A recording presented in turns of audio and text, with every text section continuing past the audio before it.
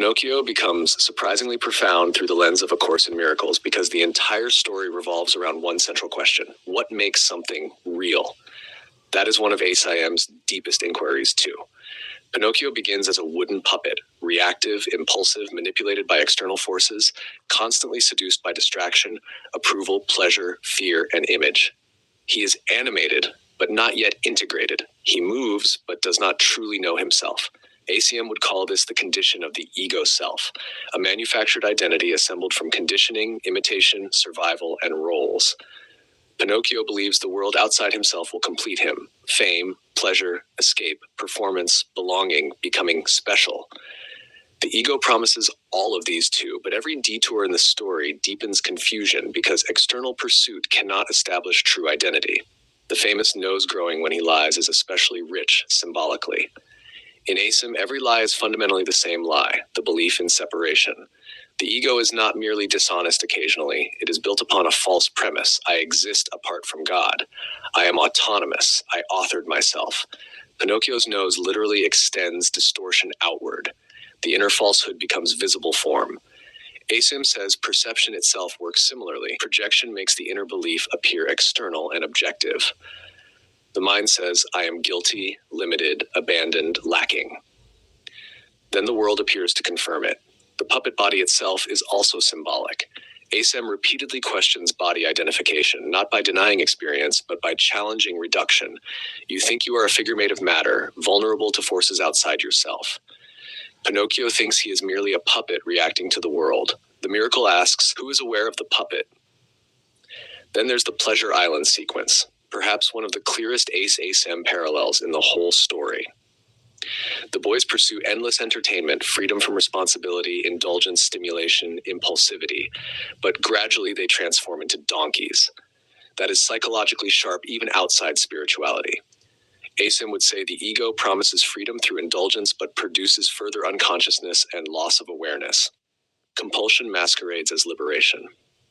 The transformation into beasts reflects devolution through unconscious living, when appetite governs awareness. Not sin in a moralistic sense, but forgetting. Forgetting discernment, forgetting purpose, forgetting inner guidance.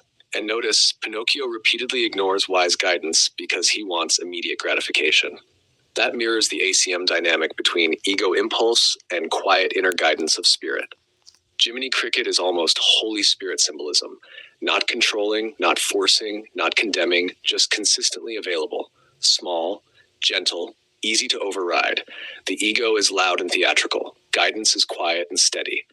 Another important layer, Pinocchio desperately wants to become a real boy. At first glance, ACIM might seem to reject that idea because the Course says spirit is already whole. But symbolically, real here points toward authenticity rather than biological humanity. Pinocchio is moving from artificial identity toward congruence, from performance toward sincerity, from manipulation toward love, from unconscious reaction toward conscious willingness. And crucially, transformation happens not through perfection, but through humility, suffering, discernment, and love, especially love. His care for Geppetto matters deeply. Geppetto represents something like the loving source that never fully abandons the creation, even when the creation wanders into illusion. ACIM would say God does not punish the sleeping sun. The separation did not alter the source. Pinocchio believes he must earn worthiness. The Course says worth was never lost. Yet the journey still matters because experience convinces the mind where happiness is not found. That is one of the gentler readings of suffering in ACIM. Not divine punishment, but exhaustion with miscreation. And the whale sequence is powerful too. Being swallowed into darkness resembles descent into the unconscious, the collapse of false autonomy. Many spiritual traditions contain this motif: the belly of the beast, the dark night, ego disorientation. Inside the darkness, Pinocchio finally stops running outward. Then love guides action, not performance, not image, not deception. Love.